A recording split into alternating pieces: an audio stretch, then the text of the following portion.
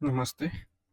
आज के वीडियो में हम इंडियन पॉलिटी के कुछ पीवाईक्यू हैं उनको प्रैक्टिस करेंगे और साथ में आपको 30 सेकंड हर क्वेश्चन में हम टाइमर रखेंगे, जिससे आप उसको अपने अनुसार सॉल्व करने की कोशिश करो और फिर मैं आपको आंसर और उसके साथ में एक्सप्लेनेशन यदि ज़रूरत होगी तो हम पढ़ेंगे। तो बिना टाइम वेस्ट किए शुरू करते हैं पहले क्वेश्चन से।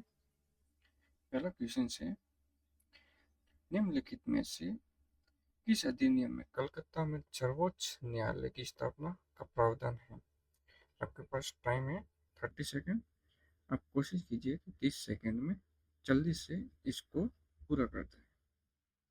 इसमें अपने पास ऑप्शन है रेगुलेटिंग एक्ट 1773, 84 और 1813 और 1833। इनमें से आप एक चूज करो और मैं आपको आंसर अभी बताता हूँ।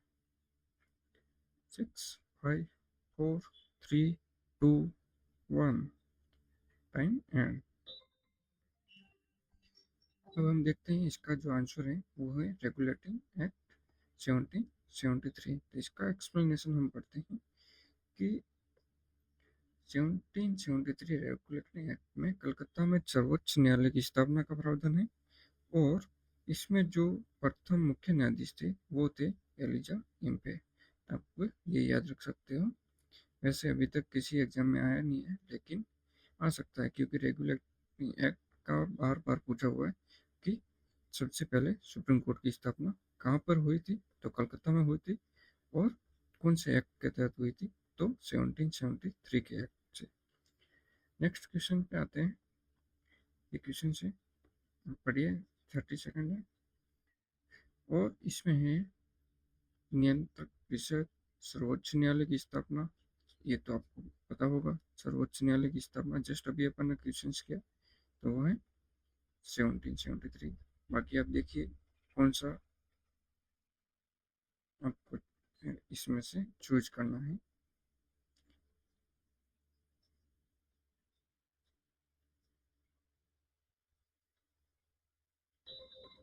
टाइम पूरा हो गया। अब हम देखते हैं कि जैसे यदि आपको बी पता था, जैसे फर्स्ट अपन ने क्वेश्चन किया, तो उसकी वजह से हमारे को आंसर तो मिल जाता है कि बी सही है। लेकिन अभी हम दूसरा भी देख लेते हैं कि इसका आंसर क्या है। तो यहीं पे देखते हैं। तो जो फर्स्ट है परिषद की स्थापना है वो 1784 में की थी। यहाँ पे बोर्ड का गठन किया था। बोर्ड यहाँ पे है और यदि काउंसिल पूछे तो ये है 1784। और इंग्लिश मिस्त्रियों को एजुकेशन के टाइम में किया था कि एजुकेशन के लिए जब 1 लाख का प्रोविजन किया था, उसी समय मिस्त्रियों को भी यहाँ पे शिक्षा और प्रचार करने का अधिकार मिल गया था, अनुमति मिल गई थी उनको। गवर्नर जनरल की परिषद में कानूनी सदस्य की नियुक्ति कब की थी, तो इसके बारे में ये पूछा है। तो ये 1833 में। और मैकाले प्रथम कानूनी अधिकार कानूनी सदस्य थे। कानूनी सदस्य से नियुक्ति से संबंधित 1833 में। ये हमने पढ़ लिया है। तब डायरेक्ट थर्ड क्वेश्चन पे आ रहे हैं। थर्ड क्वेश्चन में भी आपको 30 सेकंड मिले हैं। 30 सेकंड में कोशिश करो कि जल्दी से पूरा। किस अधिनियम के द्वारा ब्रिटिश संसद ने चाय और चीन के साथ व्यापार को छोड़ के ईस्ट इंडिया कंपनी ने भारत के व्यापारिक एकाधिकार को समाप्त कर दिया था? तो वो कौन सा एक्ट था जिसमें व्यापारिक अधिकार एकाधिकार था उसको समाप्त कर दिया था? केवल चाय और चीन के चाय जो व्यापार था उसका एकाधिकार उस समय भी बना रहा। तो इसका आंसर है 1813 में। और जो ये संपूर्ण है, संपूर्ण जो एकाधिकार है वो उसको हटा दिया था, तो वो है 1833। तो इसका आंसर ये सही है। ये पढ़ लेते हैं। ब्रिटिश संसद ने 1813 में हटा दिया था। 1833 में समस्त व्यापारिक कार्य समाप्त कर दिए थे। भविष्य में वो केवल राजनीतिक कार्य ही करने थे। वो कौन सा एक्ट थे? 1833 का है। नेक्स्ट क्वेश्चन पढ़ते हैं। इसमें भी 30 सेकंड लेते हैं। ब्रिटिश संसद ने किस अधिनियम के तहत भारत में व्यापार पर एकाधिकार समाप्त कर दिया था? यदि यहाँ पे एक अपन ये ऑप्शन भी ऐड कर लेते हैं, 1833 एक्ट, चार्टर एक्ट 1833। तो इसमें एकाधिकार को हटाने का है, संपूर्ण एकाधिकार का प्रश्न होता तब तो हमारे को आंसर देना था 1833, लेकिन हमें पूछा है इसमें केवल एकाधिकार। तो पहले एकाधिकार 1813 में हटाया था। इसके आंसर आपको मिल गया है पहले, क्योंकि ऊपर वाला आंसर अपने किया था 1813। नेक्स्ट क्वेश्चन है, इसको पढ़ते हैं हम। किस अधिनियम ने भारतवासियों को अपने देश के प्रशासन में कुछ हिस्सा लेना संभव बनाया? कि वो कौन सा एक्ट था जब भारत में जो अपने देश के निवासी थे उनको प्रशासन में अनुमति दी, मतलब जो पहले भेदभाव होता था तो वो भेदभाव बंद किया। वो कौन सा एक्ट था वो जानना है इसमें।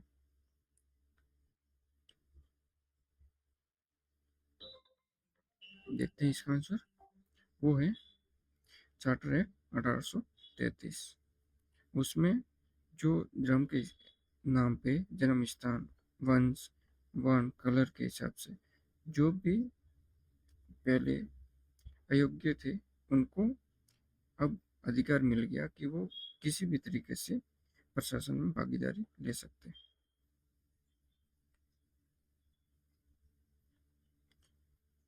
ये क्वेश्चन से, भारतीय परिषद अधिनियम 1861, इसमें 3 स्टेटमेंट है, उनमें से सही कौन से हैं वो पता करना है। इस अधिनियम के फलस्वरूप गवर्नर जनरल की कार्यपालिका परिषद में कुल सदस्यों की संख्या 7 हो गई। क्या ये 1861 का प्रोविजन है? विधि निर्माण के अतिरिक्त सदस्यों की संख्या कम से कम 6 और अधिक 12 कर दी। अब लॉ मेकर है परिषद के सदस्य, वो कितने कर दिए ये पूछा इसमें। प्रांतीय और केंद्रीय विषयों में किसी भी तरह का भेदभाव नहीं रखा गया। ये तब अपने को ये पता करना है कि उसमें से सही कौन से हैं। तो यहाँ पे जो सही है, कार्यपालिका में सदस्य 5 ही थे उसमें, बाकी दोनों सही है। 61 में क्या था, पोर्टफोलियो प्रणाली, तो जिसमें 5 सदस्य थे। छठा सदस्य लोक निर्माण विभाग, ये कब ऐड किया था, 1874 में। बाकी सब सही है। विधान के लिए न्यूनतम 6 सदस्य थे, अधिकतम 12 सदस्य थे। नेक्स्ट क्वेश्चन है, किस अधिनियम के अंतर्गत भारतीय विधान परिषद को बजट पर बहस करने की शक्ति प्राप्त हुई? बजट पर बहस करने की शक्ति, एक था मतदान, एक था पूरक प्रश्न। ये दोनों भी अलग एक्ट है, और ये बहस करने का अधिकार ये भी अलग एक्ट है। तो इसमें 4 है, 1861 जो भी अपन ने पढ़ा, 1892, 1909, 1919। तो इसका आंसर है कि 1892 में क्या क्या था, बहस कर सकते थे। 1909 में पूरक प्रश्न, फिर मतदान। 1892 परिषद में बजट पर बहस करने की शक्ति थी, लेकिन मतदान का अधिकार नहीं दिया। अब है एक्ट 1919 का एक्ट पूछा है। तो इसमें 4 ऑप्शन है कि 1919 के एक्ट में कौन सा प्रोविजन सही है। एक है द्वैध शासन, विकेंद्रीकरण, विधान परिषद और प्रत्यक्ष मतदान क्षेत्र लागू करने से। इसका आंसर यदि आपको पता है तो बताइए। 5, 4, 3, 2, 1।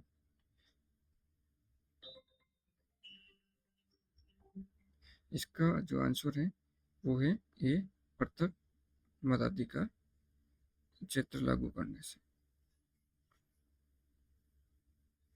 नेक्स्ट है, किस अधिनियम के तहत भारत में संघीय न्यायालय की स्थापना की गई थी? जो संघीय न्यायालय है उसकी स्थापना कौन से एक्ट से की है? इसका आंसर यदि आपको पता है तो बताइए।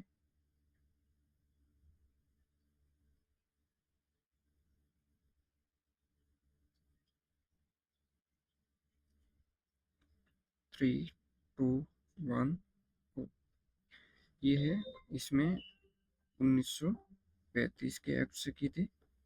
कब हुई थी? 1937 में स्थापना। तो इसका आंसर होगा डी। इसका आंसर है 1 अक्टूबर 1937 को की थी। कौन से एक्ट के तहत? 1935 में। और 1935 में जो प्रथम गवर्नर थे, न्यायाधीश थे, वो थे सर मॉरिस ग्वेयर। संघीय न्यायपालिका किस वर्ष स्थापित की गई? जैसे अभी हमने पढ़ा 1936 में। एक्ट पूछे तो 1935। नेक्स्ट क्वेश्चन है, किस अधिनियम ने केंद्र में द्वैत शासन प्रणाली स्थापित की? इसमें आप 30 सेकंड लीजिए और बताने की कोशिश कीजिए कि कौन से एक्ट में केंद्र में, यहाँ पे ये ध्यान रखना, केंद्र में द्वैत शासन प्रणाली स्थापित की। क्या 1892 था, 1909, 1919, 1935?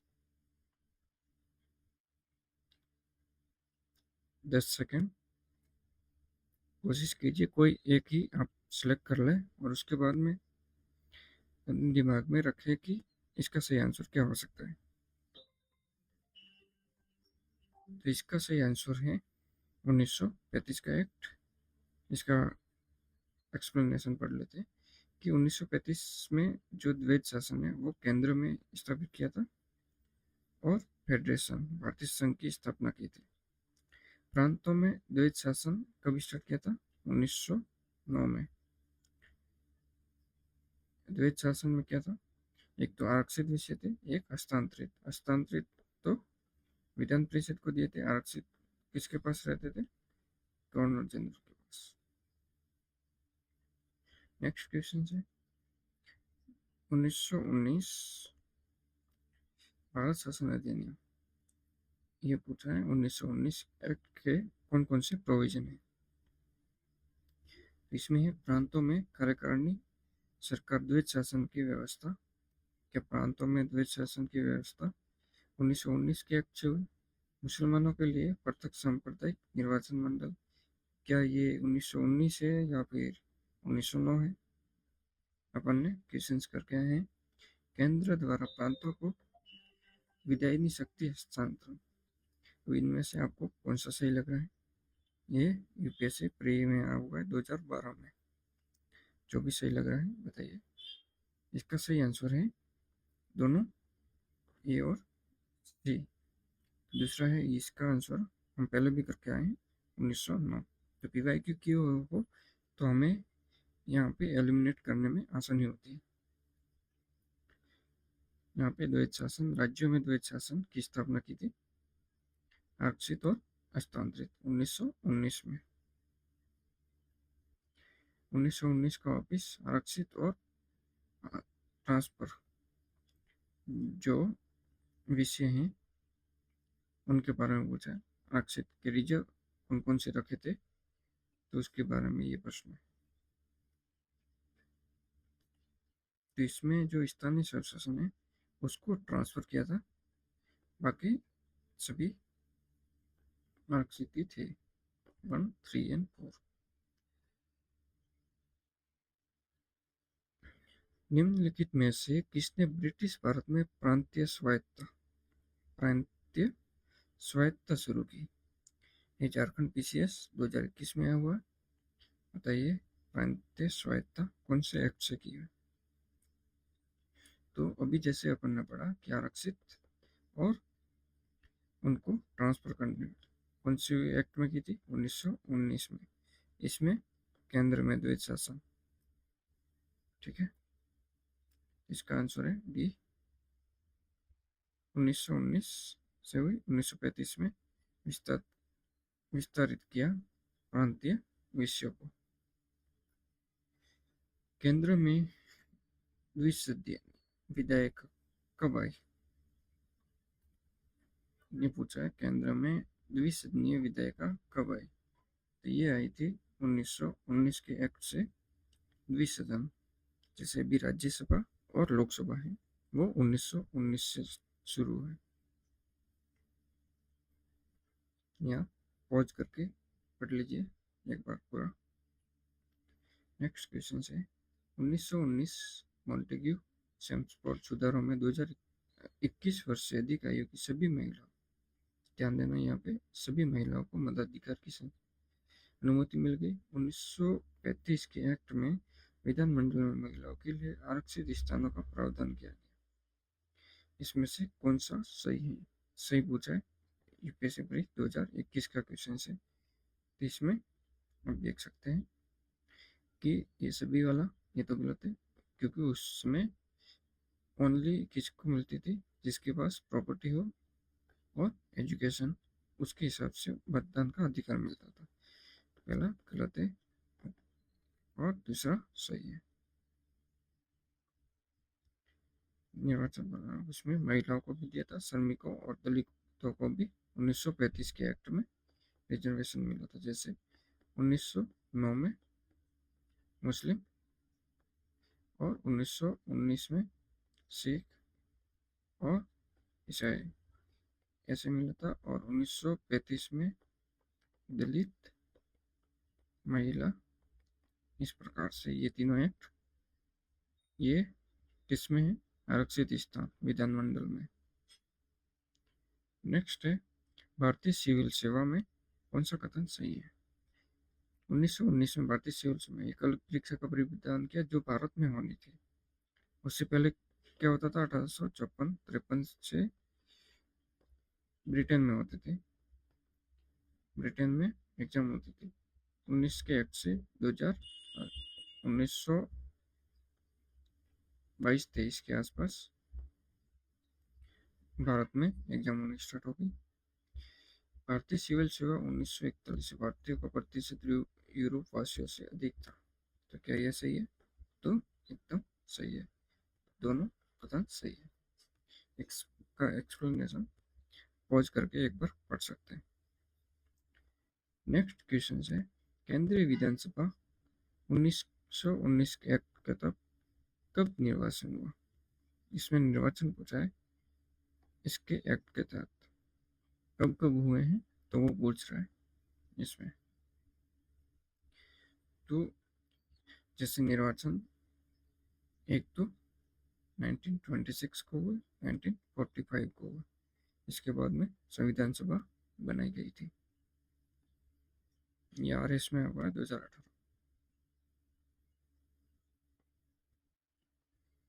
राष्ट्रपति की अध्यादेश निर्गत करने की शक्ति कौन से एक्ट से मिलती है? तो इसका आंसर है 1935 के एक्ट से। सेम क्वेश्चन 1935 का एक्ट, अलग अलग संवैधानिक निरंकुशता का सिद्धांत एमपीपीएससी पीसीएस का है क्वेश्चन, इसमें है 1935 का एक्ट। यह अधिनियम ब्रिटिश संसद द्वारा पारित किया गया था और भारत के लिए संवैधानिक प्रस्तावों में सबसे जटिल दस्तावेज था। संघ की स्थापना की थी, न्यायपालिका संघीय केंद्र और राज्यों की शक्तियों का विभाजन किया था। केंद्र और राज्य के बीच शक्तियों का विभाजन किसमें उल्लेखित था? तो भारत सरकार एक्ट 1935 ये है इसमें उल्लेखित वर्णन।